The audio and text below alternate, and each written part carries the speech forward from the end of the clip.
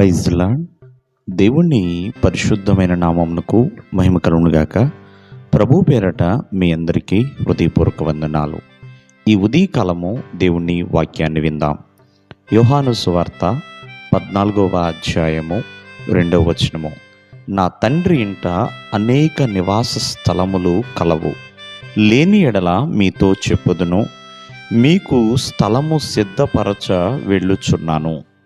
ప్రియమైన వాళ్ళరా, ఇక్కడ యేసుక్రీస్తు వారు చక్కటి మాట చెప్తున్నారు శిష్యులతో.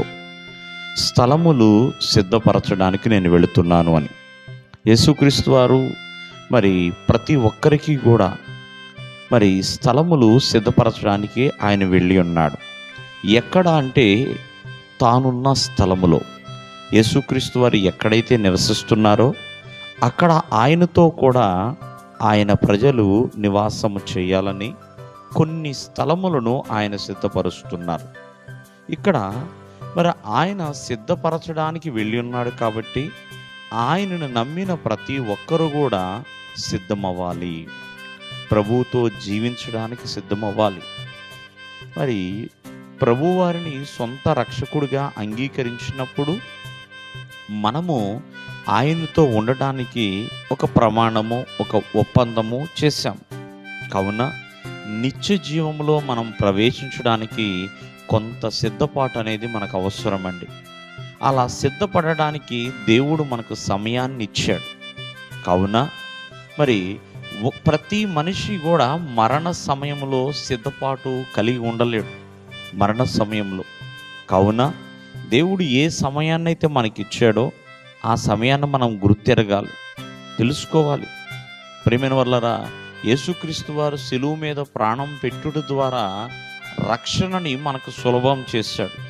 కావున ఆయనను అంగీకరించి హృదయాలను సిద్ధపాటు చేసుకొని జీవించున్నంత కాలము ప్రభు రాకడ కొరకు మనము సిద్ధమవ్వాలి. ఆ నిత్య జీవంలో ప్రవేశించుట కొరకు మనము సిద్ధమవ్వాలి. ప్రియమైన వాళ్ళరా, మరి పాత కాలంలో, పురాతన కాలంలో ఆనాడు ఐగుప్తీయులు చనిపోయిన తర్వాత ప్రియమైన వాళ్ళరా వారి యొక్క డబ్బులు, బంగారాలు, వారు కలిగి ఉన్నవన్నిటిని కూడా ఆ వ్యక్తితో పాటు భూస్థాపన చేసేవారంటండి, వారి యొక్క ఆయుధాలు కావని. కానీ ఇప్పుడు అవేమి కూడా అవసరం లేదు, ఏమి కూడా మనం తీసుకెళ్ళలేం. ఆత్మానుసారముగా మనము సిద్ధపడాలి.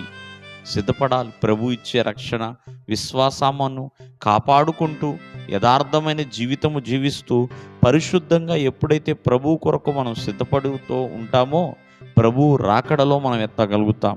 కాబట్టి ప్రతిదానికి నువ్వు సిద్ధమవుతున్నావేమో, దేవుని రాకడ కొరకు సిద్ధమవు. ఎందుకంటే ప్రభువారు మీ కొరకు స్థలము సిద్ధపరచడానికి ఆయన వెళ్ళి ఉన్నాడు. ఆయన సిద్ధమవటానికి మనకి ఒక సమయాన్ని ఇచ్చాడు. ఆ సమయాన్ని గుర్తించి సిద్ధపాటు కలిగి ఉండాలి. దేవుడు మిమ్మల్ని ఆశీర్వదించును గాక. ఆమేన్.